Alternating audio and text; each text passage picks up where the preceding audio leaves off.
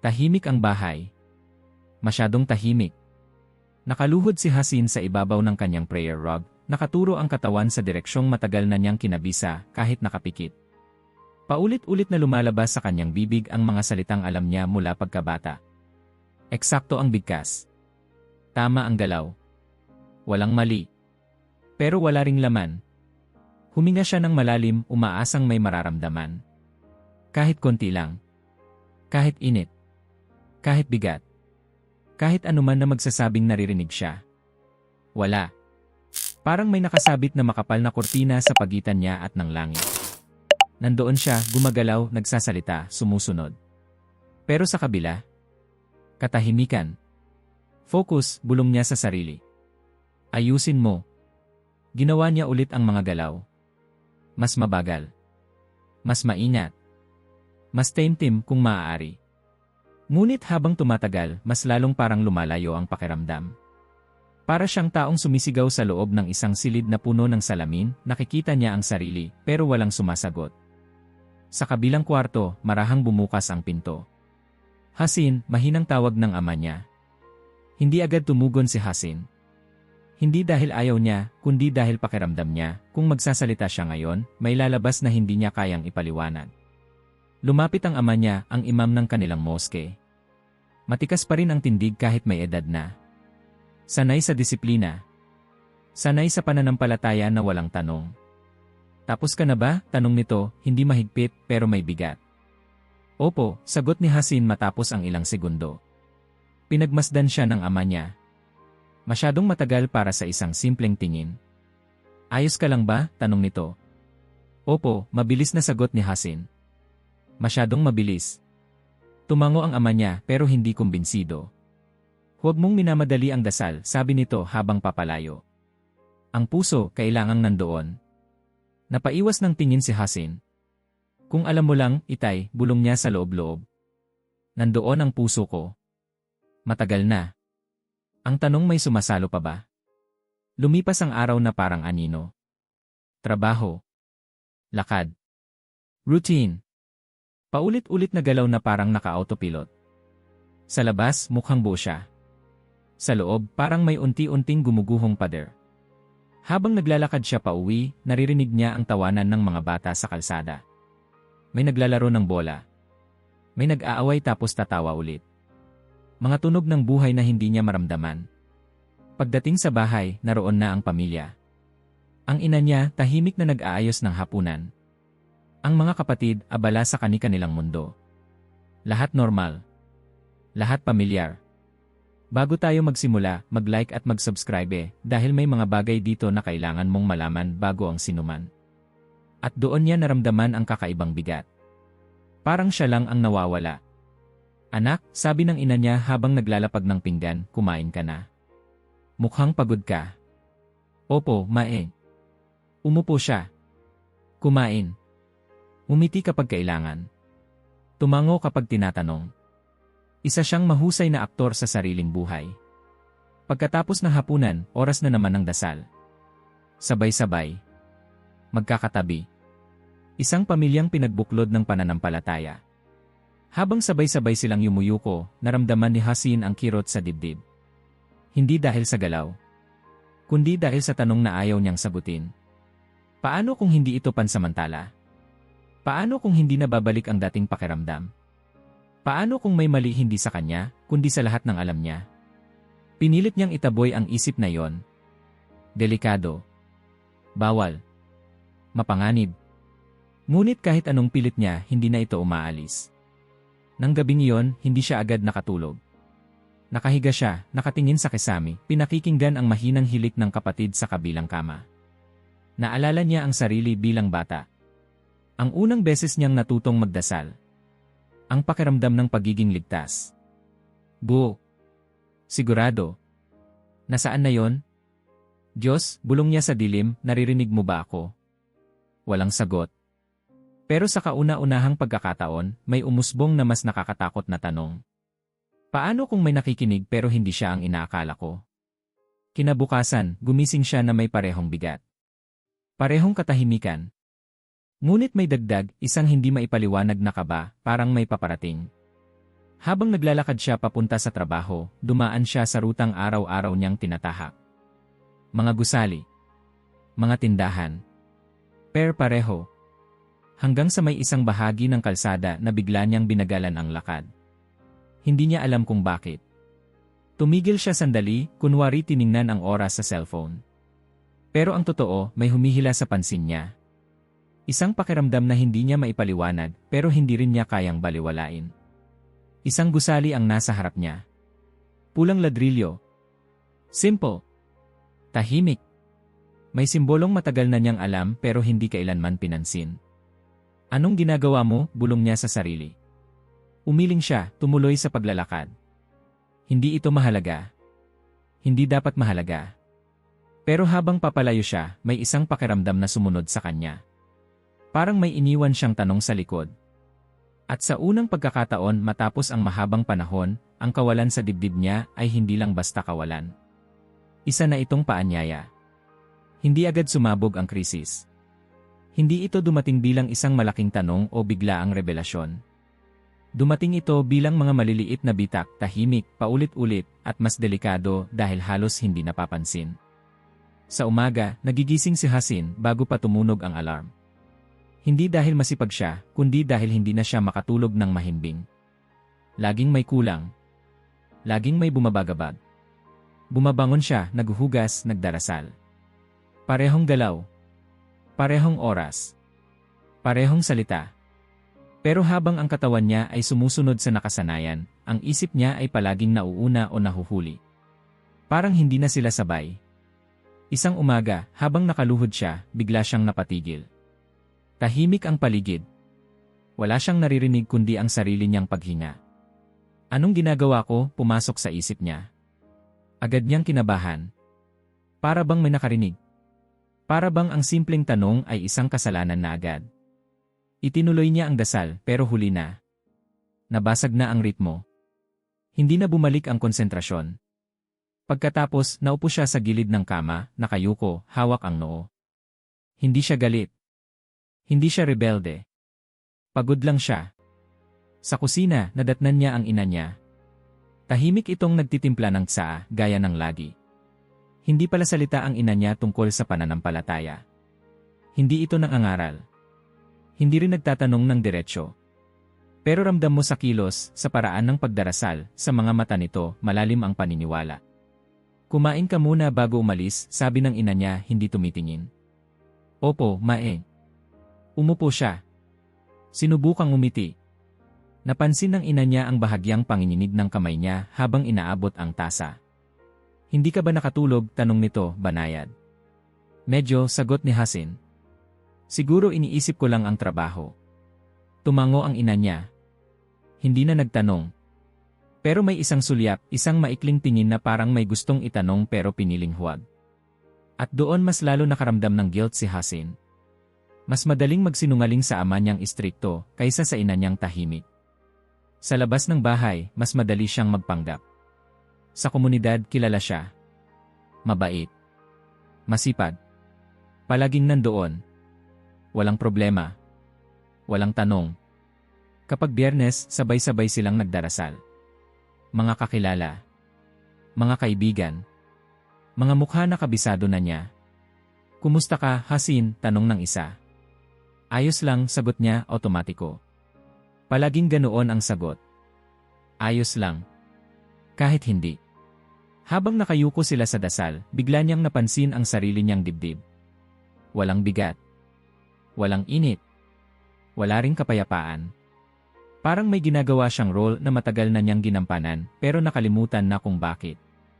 Sa mga sumunod na linggo, nagsimula ang mga panaginip. Hindi malinaw.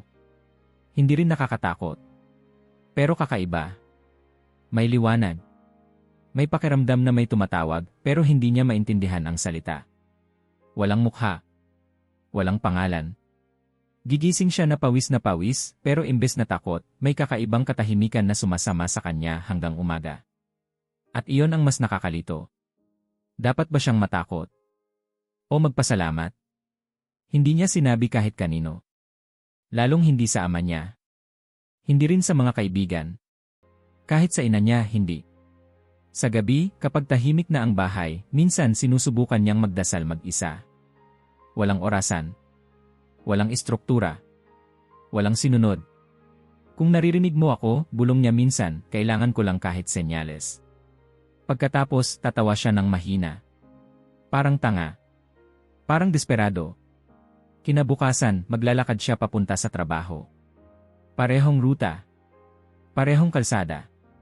Pero may isang bahagi ng daan na palagi siyang binabagalan ang lakad. Hindi niya alam kung kailan nagsimula. Hindi rin niya alam kung bakit. Isang gusali. Simple. Tahimik. Walang nangyayari. Pero tuwing dadaan siya roon, parang may kumakapit sa loob niya. Minsan, pinilit niyang umiwas. Lumiko siya sa ibang kalsada. Mas mahaba. Mas nakakapagod. Pero kahit hindi niya makita ang gusali, dala pa rin niya ang pakiramdam. Parang may tanong na sumusunod sa kanya buong araw. Sa trabaho, napansin ng supervisor niya na madalas siyang tulala. Okay ka lang ba? Tanong nito minsan. Opo, sagot niya ulit. Pero habang nakatayo siya roon, nakatingin sa parehong bahagi, may bumubulong sa isip niya. Paano kung mali ang tinatanong ko? Paano kung mali ang kinakatakutan ko? Sa gabi, habang nag-aayos ang ina niya ng mga gamit, bigla itong nagsalita. Anak, sabi nito, kung may dinadala ka, hindi mo kailangang mag-isa. Nanlamig si Hasin. Tungkol saan po? Tanong niya, kunwari inosente. Ngumiti ang ina niya, pero may lungkot. Minsan, kahit hindi nagsasalita ang tao, ramdam pa rin. Hindi siya sumagot. Hindi dahil ayaw niya. Kundi dahil kung magsisimula siya, baka hindi na niya kayang tumigil. Sa mga sumunod na araw, mas naging malinaw ang bitak. Mas madalas ang pagod. Mas madalas ang tanong. Mas bihira ang sagot. At sa gitna ng lahat ng iyon, may isang bagay na hindi niya maipaliwanag. Sa tuwing dadaan siya roon, sa tuwing makikita niya ang gusaling iyon, mas bumibigat ang dibdib niya. Hindi sa takot. Kundi sa isang pakiramdam na parang may hinihintay siya, kahit hindi niya alam kung ano. At sa bawat pagdaan niya, mas nagiging malinaw ang isang bagay. Hindi ito simpleng pagod. Hindi ito simpleng duda. May nagsisimula ng gumalaw sa ilalim ng lahat ng alam niya. At kahit hindi pa niya alam ang kasunod, ramdam niya na. Hindi na ito basta mawawala. May mga lugar na parang wala namang espesyal. Walang ingay. Walang kakaiba. Walang dahilan para tumigil. At may mga lugar na, kahit hindi mo maintindihan kung bakit, paulit-ulit na bumabalik sa isip mo na parang may hinihingi. Para kay Hasin, nagsimula iyon bilang istorbo. Sa una, akala niya pagod lang siya. O stress. O epekto ng kakulangan sa tulog. Natural lang, sabi niya sa sarili, na may mga araw na mas mabigat ang dibdib kaysa sa iba. Lahat naman ng tao dumadaan doon. Pero bakit sa tuwing daraan siya sa bahaging iyon ng kalsada, bigla siyang binabagalan ng lakad? Hindi niya namamalayan. Hindi siya humihinto ng sadya. Parang kusa lang. Parang may humihila sa talampakan niya pababa. Isang umaga, napansin niya ang sarili niyang nakatayo sa tapat ng gusali ng mas matagal kaysa sa dapat. Nakaabang ang cellphone sa kamay, kunwari may tinitingnan, pero ang totoo, nakatitig lang siya. Pulang ladrilyo. Malinis. Tahimik.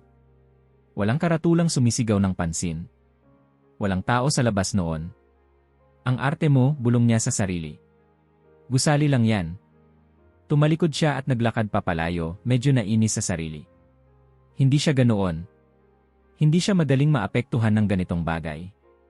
May direksyon ang buhay niya. May malinaw na paniniwala. At gayon paman, buong araw, bumabalik sa isip niya ang itsura ng lugar. Hindi dahil maganda. Hindi dahil kakaiba. Kundi dahil may pakiramdam na naiwan siya roon.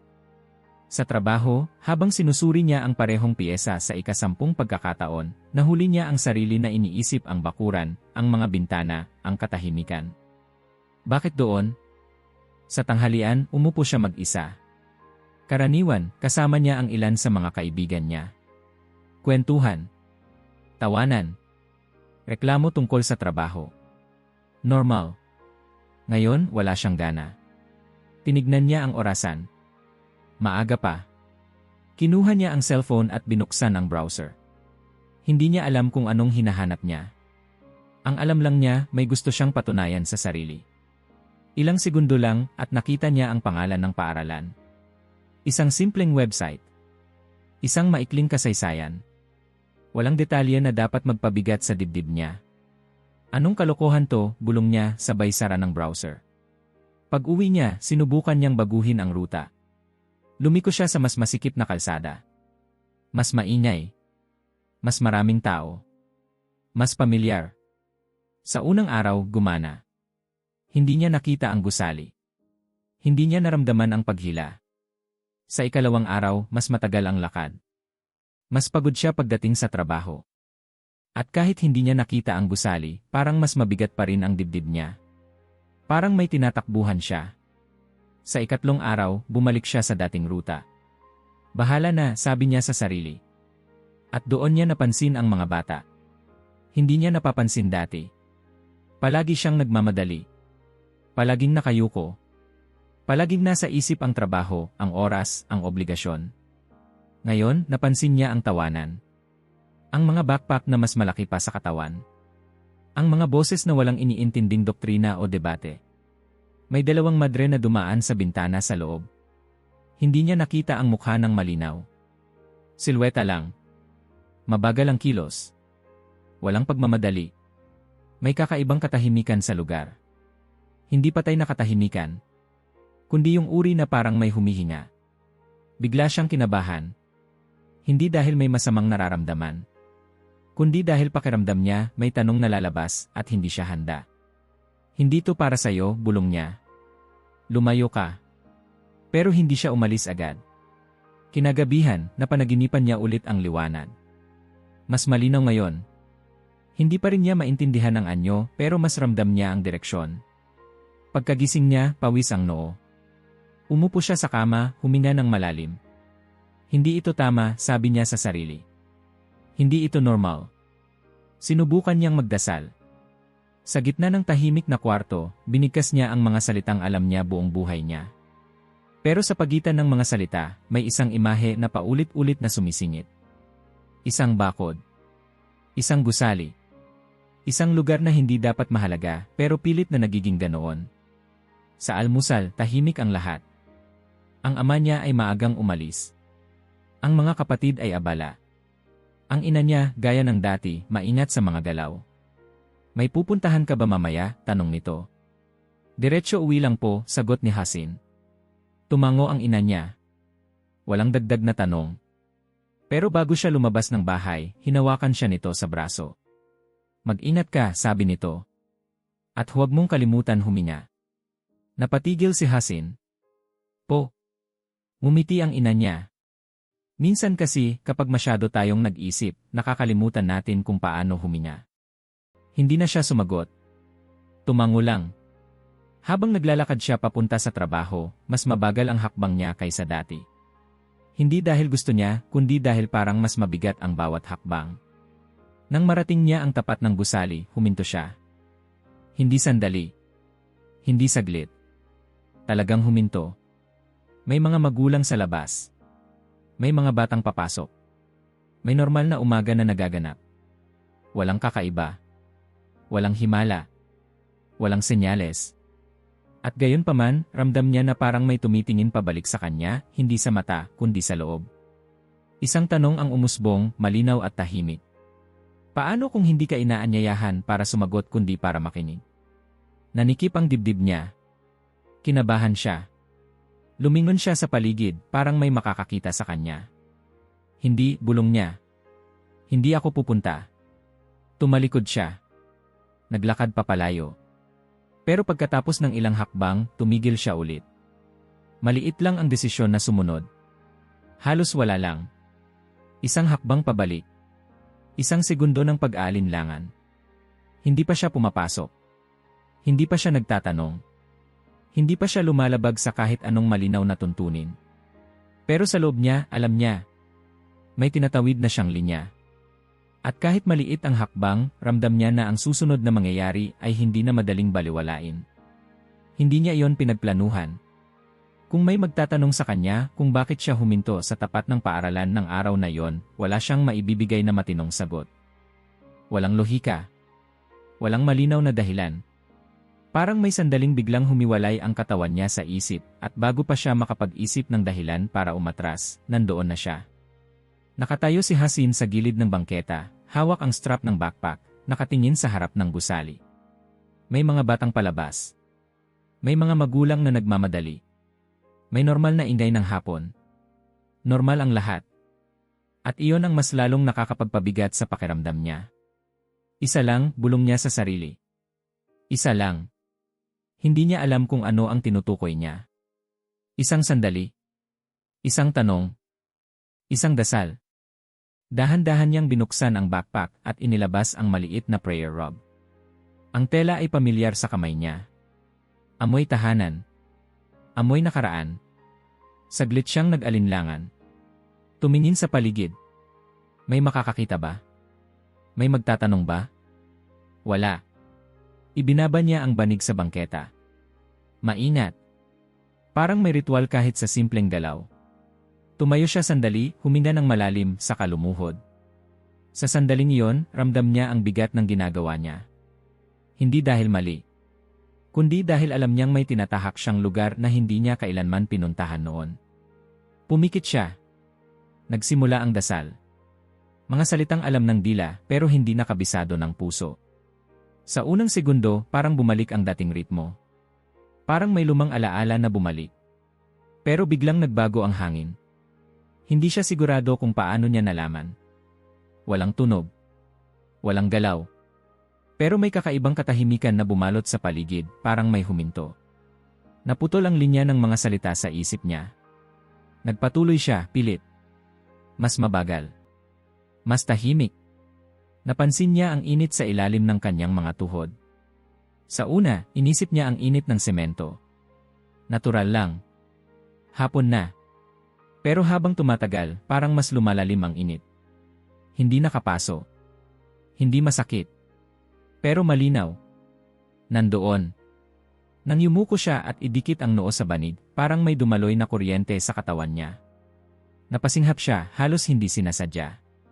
Ano to, pabulong niyang nasabi. Nang itaas niya ang ulo niya, parang nag-iba ang liwanag. Hindi bigla. Hindi dramatic. Dahan-dahan. Parang may kurtinang unti-unting hinahawi. Ang langit, kanina lang kulay abo, ay may bitak ng liwanag. Hindi pantay. Hindi natural ang galaw ng mga ulap. Parang may humihila sa kanila palayo. Nanlaki ang mata ni Hasin. Hindi siya nagsalita. Hindi siya gumalaw. Mula sa pagitan ng mga ulap, bumagsak ang sinag ng araw, hindi kalat, hindi mahina. Diretso. Parang itinuro. Ang liwanag ay tumama sa gusali. At sa loob ng ilang segundo, may anyo itong binuo. Hindi malinaw agad. Pero habang tumatagal, mas nagiging malinaw ang hugis. Nanlamig ang mga kamay niya. Isang hugis na alam niya. Isang simbolo na matagal na niyang nakikita, pero kailanman ay hindi niya inangkin. Umiling siya. Kumurap. Muli. Nandoon pa rin. Hindi, pabulong niyang sabi. Hindi tututo. Sinubukan niyang ituloy ang dasal. Ibinalik ang ulo. Pinilit bigkasin ang mga salita. Walang lumabas. Parang may humawak sa lalamunan niya. Hindi mahigpit. Hindi marahas. Pero sapat para pigilan. Nanikip ang dibdib niya. Bumilis ang tibok ng puso. Hindi ito takot. Hindi rin saya. Isang bagay sa pagitan na hindi niya matukoy. May naramdaman siyang presensya. Hindi sa likod. Hindi sa harap. Parang nasa paligid. Parang nasa loob. At doon niya naramdaman ang bigat ng isang katotohanang ayaw niyang tanggapin. Hindi ito sagot sa dasal niya. Ito ay sagot sa tanong na hindi niya kailanman binigkas. May marahang paghina sa likuran niya. Lumingon siya, nanginginig ang kamay. May isang babae na nakatayo sa di kalayuan. Nakasuot ng simpleng damit panrelihiyon. Hindi siya lumalapit. Hindi rin siya umaalis. Nakatitig ito sa langit. At ikaw rin, bulong ni Hasin, halos hindi marinig. Nakita rin niya. Hindi niya alam kung gaano katagal ang liwanag. Parang ilang segundo lang. Parang isang buong buhay. Nang magsimulang magsara muli ang ulap, parang may biglang hinila palayo ang hangin. Bumalik ang normal na liwanag. Bumalik ang ingay. Bumalik ang mundo. Pero si Hasin ay hindi na pareho. Naupo siya sa lupa, hawak ang banig, humihingal. Parang katatapos lang niyang tumakbo ng malayo. Ang babae ay dahan-dahang lumapit. Hindi nagmamadali. Hindi rin nag-aalangan. "Are you alright?" Mahinahon nitong tanong. Tumingala si Hasin. Pilit niyang hinahanap ang salita. Pilit niyang binubuo ang nangyari. May nakita ka ba?" Tanong niya, halos pabulong. Tumango ang babae. Hindi agad. Pero malinaw. "Opo," sagot nito. "Nakita ko." At sa sandaling iyon, mas kinabahan si Hasin kaysa sa mismong nangyari. Dahil mayon, alam niyang hindi siya nag-iisa. Tahimik ang sandaling sumunod. Hindi yung tahimik na nakakailang, kundi yung uri ng katahimikan na parang hinihingi ng katawan para makahabol ang isip. Nakatayo si Hasin sa gilid ng bangketa, hawak ang banig na hindi pa niya natitiklop, habang sinusubukan niyang intindihin kung ano ang dapat niyang maramdaman. Takot ba? Gulat? O ginhawa? Hindi niya alam. Ang alam lang niya, may nakakita. May ibang saksi. At sa kakaibang paraan, iyon ang pinaka-nakapagpabigat at pinaka-nakapagpagaan ng loob niya ng sabay. "Halika," marahang sabi ng babae. "Maupo muna tayo." Hindi siya tinawag sa pangalan. Hindi siya tinanong kung ano ang ginagawa niya roon. Walang sermon. Walang pagtataka. Para bang normal lang na may isang lalaking nakaluhod sa bangketa, nanginginig, at mukhang kakakita lang ng bagay na hindi niya kayang ipaliwanag. Sumunod si Hasin, halos hindi namamalayan ang mga hakbang. Pumasok sila sa loob ng gusali. Hindi iyon ang inaasahan niya. Walang malamig na pakiramdam. Walang mabigat na katahimikan. Sa halip may amoy ng tsaa. May mga halaman sa gilid. May mga librong halatang matagal nang binabasa. "Umupo ka," sabi ng babae sabay kuha ng tasa. "Mainit pa." Tinanggap ni Hasin ang tasa. "Mainit." Totoo. Totoong init. Totoong sandali. Parang sinasabi ng katawan niya, nandito ka pa rin. "Salamat," sabi niya, halos pabulong. Nagpakilala ang babae. "Ako si Sister Catherine." Tumango si Hasin. "Hasin po." Ngumiti siya. Hindi malaki. Hindi pilit. Yung uri ng ngiti na hindi humihingi ng kapalit. "Tila may mabigat kang dinadala," sabi ni Sister Catherine, saka umupo sa tapat niya. "Kung gusto mong magsalita, makikinig ako. Walang tanong na, bakit ka nandito? Walang iano yung nakita mo. Makikinig ako." At doon, parang may bumigay. Hindi siya agad nagsalita. Uminom muna siya ng tsaa. Huminga. Tumingin sa paligid. Parang gusto niyang tiyakin na hindi ito panaginip. "Hindi ko alam kung paano sisimulan," sabi niya sa wakas. "Hindi mo kailangang magsimula sa tamang paraan," sagot ni Sister Catherine. "Simulan mo lang." At nagsimula siya. Hindi detalyado. Hindi sunod-sunod. Parang mga piraso lang. Ang pagod. Ang kawalan. Ang mga dasal na wala ng pakiramdam. Ang hiya. Ang takot. Ang gusaling iyon na hindi niya maintindihan kung bakit paulit-ulit siyang hinihila. Tahimik lang si Sister Catherine habang nagsasalita siya. Walang pagputol. Walang pagtama. Walang pag-aayos ng kwento niya. Nang matapos siya, may ilang segundong katahimikan. "Alam mo," sabi ni Sister Catherine sa wakas, "maraming tao ang takot sa mga tanong. Pero kadalasan, doon talaga nagsisimula ang totoo." Tumingin si Hasin sa tasa. "Parang mali po kasi," sabi niya. "Parang traitor ako." "Kanino?" tanong niya, hindi mapanghamon. Talagang nagtatanong. Hindi agad nakasagot si Hasin. "Sa pamilya ko," sagot niya. "Sa sarili ko." Tumango si Sister Catherine. "Mabigat yan." "Hindi ko po hinahanap na palitan ang pinanggalingan ko," dagdag ni Hasin, halos nagmamadali. "Hindi ko po hinahanap." "Hindi kita inaanyayahan na palitan," mahinahong putol ni Sister Catherine. "Hindi rin kita hinihila palayo sa kung sino ka." Nagtaas ng tingin si Hasin. "Hindi." Umiling siya. Ang imbitasyon ay hindi tungkol sa ritual.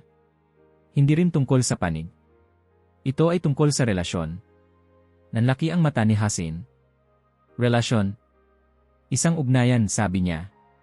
Hindi perpektong galaw. Hindi tamang salita. Kundi pagiging totoo.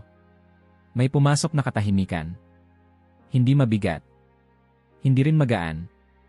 Isang katahimikan na parang may iniwang bukas na pinto. Natakot ka ba kanina? Tanong ni Sister Catherine. Nag-isip si Hasin. Sagot niya. Pero hindi lang. Ano pa? Parang may nakita akong bagay na matagal ko nang hinahanap, kahit hindi ko alam na hinahanap ko pala. Ngumiti si Sister Catherine bahagya. Madalas ganyan. Tahimik ulit. Hindi kita pipilitin, dagdag niya. Hindi rin kita kukumbinsihin. Ang tanging tanong lang ay ito, gusto mo bang magtanong pa? Nilunok ni Hasin ang laway. At kung magtanong pa ako? May mga sagot, sabi ni Sister Catherine. Pero may presyo rin. Nanikip ang dibdib ni Hasin. Anong presyo? Hindi agad sumagot si Sister Catherine. Tumayo siya at kinuha ang isang maliit na krus sa estante. Hindi niya ito inabot agad. Tiningnan lang. Minsan, sabi niya, ang presyo ay ang pagkawala ng mga bagay na akala natin ay hindi natin kayang mawala. Bumalik siya sa upuan. Inilapag ang krus sa mesa, pero hindi itinulak papunta kay Hasin. Hindi mo kailangang magdesisyon ngayon, sabi niya. Hindi rin bukas. Ngunit may isang bagay na gusto kong itanong sa'yo. Tumango si Hasin. Kung may nag-aanyaya sa'yo na makilala siya, hindi sa pamamagitan ng panuntunan, kundi sa pamamagitan ng paglalakad kasama, gusto mo bang makinig? Mahabang katahimikan. Sa labas, narinig ang tawanan ng mga bata. Sa loob, naramdaman ni Hasin ang kakaibang kapayapaan na matagal na niyang hinahanap. Opo, sagot niya, halos hindi marinig. Ngumiti si Sister Catherine. Hindi tagumpay. Hindi panalo. Isang ngiti ng pag-unawa. Kung ganoon, sabi niya, simulan natin sa pakikinig. At sa sandaling iyon, alam ni Hasin na may nagbago na. Hindi pa malinaw kung ano. Hindi pa sigurado kung saan siya dadalhin. Pero malinaw ang isang bagay. Ang susunod na hakbang ay hindi na basta tanong. Isa na itong pagpili. At may kapalit iyon. Hindi siya umuwi agad. Matapos ang usapan nila ni Sister Catherine, naglakad si Hasin nang walang malinaw na direksyon. Dumaan siya sa mga kalyeng pamilyar, pero parang hindi na niya kilala.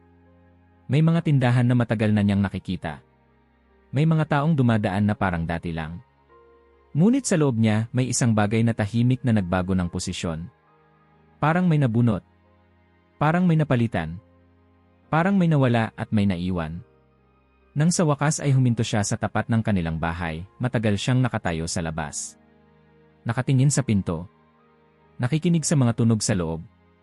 Parang may linya sa pagitan ng labas at loob na mas malinaw ngayon kaysa dati. Handa ka ba? Tanong niya sa sarili. Walang sumagot. Pagpasok niya, naamoy niya agad ang niluluto ng ina niya. Ang parehong amoy ng maraming taon. Ang parehong pakiramdam ng pagiging anak. Anak, tawag ng ina niya mula sa kusina. Nandyan ka na pala. Opo, ma, sagot niya. Lumabas ang ina niya, may hawak na tuwalya, pinupunasan ang mga kamay. Napansin agad nito ang itsura niya. Hindi dahil may mali sa damit, kundi dahil may kakaiba sa mga mata niya. May nangyari ba? Tanong nito, maingat. Yumiling si Hasin. Wala po. Pagod lang. Tumango ang ina niya pero hindi kumbinsido. Magpahinga ka muna. Tatawagin kita kapag kakain na. Umakyat si Hasin sa kwarto niya. Umupo sa kama. Tumingin sa mga pader na matagal ng saksi sa lahat ng yugto ng buhay niya. Mga diploma. Mga litrato. Mga alaala ng isang taong siguradong-sigurado kung sino siya. Kinuha niya ang cellphone. Tumingin sa oras. Maaga pa. Pero alam niyang kung ipagpapaliban pa niya, lalo lang magiging mabigat. Bumaba siya. Nasa sala ang ama niya. Nakaupo. Tahimik. May hawak na libro. Ang presensya nito ay palaging may bigat, hindi dahil sa takot, kundi dahil sa otoridad na nakasanayan. Tat, sabi ni Hasin. Tumingala ang ama niya. Pwede po ba tayong mag-usap? May ilang segundong katahimikan. Tumango ang ama niya. Umupo ka. Umupo si Hasin sa tapat niya. Naroon din ang ina niya, tahimik na umupo sa gilid. Maya-maya, lumabas ang mga kapatid niyang babae, halatang may nararamdaman na. May sasabihin po ako, sabi ni Hasin. Ramdam niya ang panginginig sa boses. At alam kong mahirap. Nagkatinginan ang mga kapatid niya. Ang ina niya ay humawak sa dulo ng upuan. Sabihin mo, sabi ng ama niya. Diretso. Walang paligoy. Huminga si Hasin ng malalim. May mga tanong po akong matagal ko nang kinikimkim, simula niya. Sinubukan kong itago. Sinubukan kong ayusin mag-isa. Tungkol saan? Tanong ng ama niya. Tungkol sa pananampalataya. Biglang tumigas ang hangin. Anong ibig mong sabihin? Tanong ng isa sa mga kapatid niya. Hindi ko na po nararamdaman ang dati, patuloy ni Hasin. Hindi ko na kayang magpanggap na buo pa rin. Tumayo ang ama niya. Mabagal. Kontrolado. Lahat ng tao dumaraan sa pagsubok, sabi nito. Hindi ibig sabihin niyan ay mali ang pananampalataya. Opo, sagot ni Hasin. Pero paano po kung hindi lang ito pagsubok? Napakunot noo ang ama niya. Ano ang sinasabi mo? Saglit na napapikit si Hasin. Pagmulat niya, direkta na ang tingin. May nakilala po akong tumulong sa akin makinig. Hindi para talikuran kayo. Hindi para siraan ang pinanggalingan natin. Pero para maging totoo. Sinong tumulong? Tanong ng ama niya, mas mababa ang boses. Isang katahimikan. Isang hininga. Isang madre po. Parang may bumagsak sa loob ng sala. Ano? Sabay-sabay na tanong ng mga kapatid niya. Tumawa ang ama niya pero walang saya. Isang madre, ulit nito. Hasin, alam mo ba ang sinasabi mo? Opo. Pumasok ka sa simbahan? Tanong ng isa sa mga kapatid niya, halos pabulong. Opo. Biglang umiyak ang ina niya. Hindi malakas. Hindi dramatiko. Tahimik lang. Tuloy-tuloy. Nanlambot si Hasin. Ma. Huwag, sabi nito, sabay taas ng kamay. Sandali lang. Tumayo ito at lumayo ng kaunti. Huminga. Bumalik. Bakit, anak? Tanong ng ina niya, nanginginig ang boses. Saan kami nagkulang? Hindi po kayo nagkulang, mabilis na sagot ni Hasin. Kayo ang dahilan kung bakit ako naging tapat. Kung bakit ako naghanap. Tumayo ang ama niya. Ngayon, hindi na kontrolado ang galaw. At hinanap mo iyon sa labas? Tanong nito. Sa mga taong hindi nauunawaan ang katotohanan. Tat, sabi ni Hasin, hindi ko po hinanap ang kapalit. Hinanap ko po ang ugnayan. Pareho lang yan, mariing sagot ng ama niya. Isa kang Imam Son. Alam mo ang kahulugan niyan. Opo, sagot ni Hasin. At iyon po ang dahilan kung bakit mas mahirap ito. Tahimik ang mga kapatid niya. May galit sa mata ng isa. May takot sa isa. May luha sa isa. Magbabago ka pa, sabi ng isa sa kanila. Pagod ka lang. Makinig ka sa tat, sabi ng isa pa. Kailangan mo lang bumalik. Tumango si Hasin. Nakinig na po ako sa lahat ng boses, sabi niya. At ngayon sinusubukan ko pong pakinggan ang isa na matagal kong tinakasan. Mahabang katahimikan. Sa wakas, nagsalita ang ama niya. Mabagal. Mabigat. Kung ipagpapatuloy mo ito, sabi nito, may mawawala sa'yo.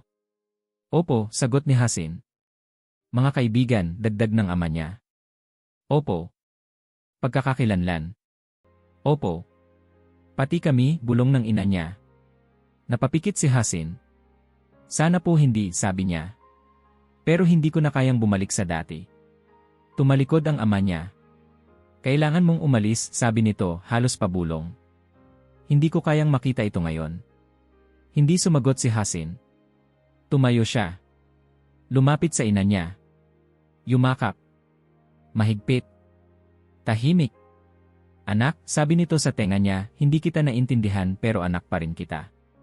Tumango si Hasin. Salamat po. Kinuha niya ang bag lumabas ng bahay. Sa labas, malamig ang hangin. Tahimik ang kalsada. Para siyang nawalan ng lahat sa loob ng isang oras. Pero habang naglalakad siya palayo, may napansin siya. Hindi na bumalik ang dating kawalan. Masakit. malungkot. Pero may isang bagay sa loob niya na hindi namatay. Mas malinaw. Mas matatag. Mas buhay. At sa unang pagkakataon, kahit wala na siyang kasiguruhan, alam niyang hindi siya nag-iisa. Hindi agad gumaan ang lahat matapos niyang umalis sa bahay. Kung may inaasahan si Hasin na bigla ang kapayapaan, isang malinaw na pakiramdam na tama ang lahat, hindi iyon ang nangyari. Ang dumating ay katahimikan na may kasamang pagod.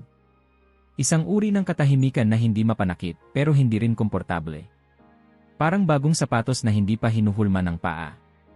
May mga gabing hindi siya makatulog. Hindi dahil sa takot, kundi dahil sa dami ng iniisip. Mga alaala. Mga tanong. Mga mukha ng mga taong iniwan niya sa likod.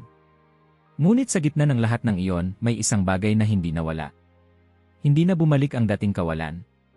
Sa unang pagkakataon matapos ang maraming buwan, ang mga dasal niya, kahit kakaunti, kahit magulo, ay may nararamdaman siyang sumasalo.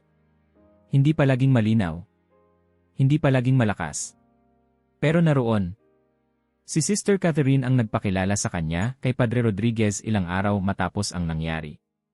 Walang seremonya. Walang anunsyo. Isang simpleng pagkikita sa maliit na silid na may amoy ng lumang libro at kandila. Siya si Hasin, sabi ni Sister Catherine. At maraming tanong. Ngumiti si Padre Rodriguez. Mabuti, sagot nito. Mas mahirap kausap ang mga walang tanong. Hindi matangkad ang pari. Hindi rin malakas ang boses. Ngunit may bigat ang presensya. Hindi otoridad kundi katiyakan. Umupo silang tatlo. Tahimik muna. Walang nagmamadali. Hindi kita bibigyan ng bagong pangalan, sabi ni Padre Rodriguez matapos ang ilang sandali. Hindi rin kita hubugin para maging ibang tao. Tumingin si Hasin. Pero pakiramdam ko po, parang wala na akong lugar. Tumango ang pari. Normal yan, sabi nito.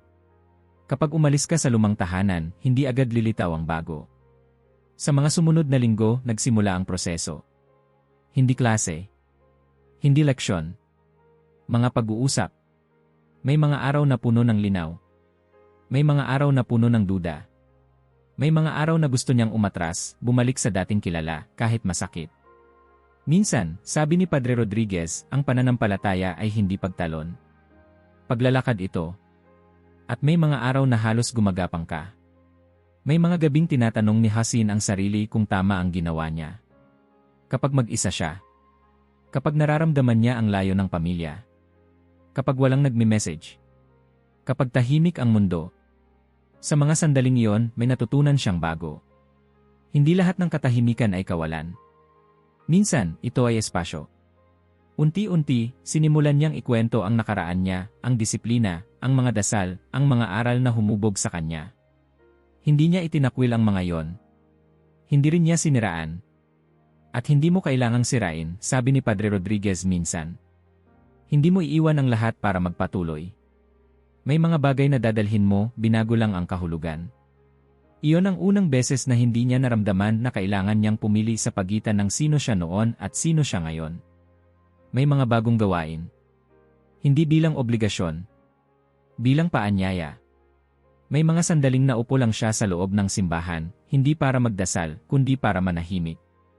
Walang script. Walang inaasahan. At doon niya napansin, mas malinaw ang paghinga niya. Mas buo ang pakiramdam niya sa sarili niyang katawan. May mga pagkakataong may lumalapit sa kanya. Mga taong may tanong. Mga taong may narinig lang na may isang lalaking Muslim na at gustong malaman ang kwento. Hindi siya nagtuturo. Hindi rin siya nangangaral. Nakikinig lang siya. At kapag tinanong, sinasagot niya ang kaya niya. Hindi ako eksperto, palagi niyang paalala. Naglalakad pa lang din ako. Isang gabi, matapos ang mahabang pag-uusap, tinanong siya ni Padre Rodriguez, ano sa tingin mo ang pinakamalaking pagbabago? Nag-isip si Hasin. Hindi na po ako natatakot sa tanong, sagot niya. Dati, parang kasalanan ang magtanong. Ngayon, parang pintuan. Umiti ang pari. Magandang simula yan. Sa labas ng simbahan, unti-unting may mga bagong mukha na naging pamilyar. Hindi kapalit ng pamilya niya. Hindi rin kapalit ng nakaraan niya. Ngunit kasama sa kasalukuyan. At sa gitna ng lahat ng iyon, may isang bagay na hindi niya inaasahan. May mga taong nagsisimulang magtanong, hindi dahil gusto nilang baguhin ang buhay nila, kundi dahil nakita nila ang pagbabago sa kanya. Mas tahimik siya. Mas totoo. Mas buo. Isang araw, habang naglalakad siya pauwi, may isang lalaking lumapit sa kanya. "Ikaw ba si Hasin?" tanong nito. "Opo," sagot niya. "Narinig ko ang kwento mo," sabi ng lalaki. "Hindi ko alam kung ano ang paniniwala ko. Pero parang may hinahanap din ako." Tahimik na tumango si Hasin. At doon niya naintindihan. Hindi pa tapos ang paglalakbay niya. Hindi pa buo ang sagot. Pero ang kwento niya, ang sugat niya, ang pagpili niya, ay nagsisimula ng umabot sa iba. At marahan niyang naisip, baka hindi lang ito tungkol sa akin. Kung may nagsabi sa akin noon na darating ang araw na magsasalita ako ng ganito, tatawa ako. Hindi dahil imposible, kundi dahil wala akong lakas ng loob. Noon, sanay akong makinig. Sumunod. Manahimik kapag may tanong na masyadong delikado. Ngayon, hindi ako narito para magturo. Hindi rin para mangaral. Nandito ako dahil minsan akong naging tao na punang disiplina pero hungkag sa loob. At kung narito ka ngayon, baka may bahagi sa iyo na nakakakilala sa pakiramdam na iyon. Hindi ko alam kung ano ang pinanggalingan mo. Hindi ko alam kung ano ang tawag mo sa Diyos. Hindi ko alam kung naniniwala ka pa ba o matagal ka nang napagod maniwala. Ang alam ko lang, may mga gabi na pare-pareho ang bigat ng dibdib ng tao, kahit gaano pa kaayos ang hitsura ng buhay niya sa labas. Ako si Hasin. At matagal akong nabuhay na may sagot sa lahat ng tanong ng iba, pero walang sagot sa sarili ko. Noon, iniisip ko na ang pananampalataya ay patunay. Na kung tama ang galaw ko, tama rin ang mangyayari sa loob. Na kung masipag akong sumunod, darating din ang kapayapaan. Hindi dumating. Dumating ang katahimikan na walang laman. Dumating ang pagod na hindi nawawala kahit kumpleto ang tulog. Dumating ang hiya na hindi ko maipaliwanag, hiya dahil may kulang, at hiya dahil hindi ko dapat maramdaman iyon. Kung nararanasan mo iyan ngayon, gusto kong malaman mo ang isang bagay, hindi ka nag-iisa. At hindi ka sira. Matagal kong inisip na may mali sa akin. Nakulang lang ako sa disiplina. Na kailangan ko lang higpitan pa ang sarili ko. Ayusin pa ang oras. Linisin pa ang isip. Pero may sandaling napagtanto ko na hindi lahat ng tanong ay sinasagot ng mas mahigpit na hawak. Minsan, kailangan mong bumitaw. Hindi ako naging ibang tao sa isang iglap. Walang liwanag na biglang nag-ayos ng lahat. Walang mahiwagang araw na nagsabing, tapos na ang gulo. Ang nangyari ay mas simple at mas mahirap. Natuto akong makinig. Makinig sa mga tanong na matagal ko nang tinatakbuhan. Makinig sa katahimikan ng hindi agad pinupuno. Makinig sa takot ko, hindi para sundin, kundi para intindihin. At sa pakikinig na yon, may unti-unting bumuo sa loob ko. Hindi sigurado sa lahat, pero sigurado sa isang bagay, hindi ako tinatawag para magpanggap. Kung may natutunan ako sa paglalakbay na ito iyon, ang pananampalataya ay hindi pagtatago ng duda. Ito ay pagdadala ng duda sa liwanag. Hindi ko sinasabing madali. Hindi ko rin sinasabing walang kapalit. May mga nawala sa akin. May mga relasyon na nanahimik. May mga pintong hindi na bumukas ulit. May mga gabing gusto kong mag-text. Tumawag. Humingi ng paumanhin kahit hindi ko alam kung saan ako nagkamali. May mga umagang nagising akong may tanong pa rin, pero iba na ang tanong. Hindi na, ano ang mali sa akin? Kundi, saan ako tinatawag na maging totoo? Kung narito ka ngayon at may iniingatang tanong sa dibdib, hindi ko sasabihin sa iyo kung ano ang sagot. Hindi rin kita aanyayahan sa isang panig. Ang tanging paanyaya ko ay ito, huwag mong patayin ang tanong. Isulat mo. Isipin mo. Banggitin mo sa isang taong mapagkakatiwalaan. O kahit sa katahimikan lang ng gabi, aminin mo sa sarili mo na may hinahanap ka. At kung may takot, okay lang. Ang tapang ay hindi kawalan ng takot. Ang tapang ay pag-amin na naroon ito at pagpiling maglakad pa rin. Kung may isang maliit na hakbang kang pwedeng gawin ngayon, gawin mo. Hindi malaki. Hindi delikado sa tingin ng iba. Isang hakbang lang na mas totoo kaysa kahapon. Bago ka umalis dito, may gusto akong hilingin sa'yo. Magkomento ka. Hindi para sumang-ayon o tumutol, kundi para magsabi ng totoo. Isang pangungusap lang. Isang tanong. Isang salitang matagal mo nang kinikimkim. Basahin mo rin ang mga komento ng iba, baka may marinig kang boses na katulad ng sayo. At kung gusto mong ipagpatuloy ang paglalakbay na ito, sundan mo ang susunod. Hindi dahil may sagot ako, kundi dahil may iba pang kwento. Iba pang tao. Iba pang paghahanap. Iba pang presyo na binayaran at binabayaran pa rin. Ito ay simula, hindi wakas. May mga susunod pang kwento ng mga taong pumili, natakot, umatras, bumalik, at patuloy na naglalakad. May mga tanong na mas mabigat pa. May mga desisyong mas mahal ang kapalit. Kung nangyari ito sa akin, hindi ko alam kung ano ang mangyayari sa'yo. Pero alam ko ito, ang pagiging totoo ay may kapalit at may gantimpala. Hindi palaging pareho. Hindi palaging malinaw. Pero palaging buhay. Ako si Hasin. At ang kwentong ito hindi pa tapos. Kung naabot mo na ito, mag-iwan ng like at mag-subscribe dahil ang mga balitang tulad nito, ikaw ay dapat. Ang unang nakaalam.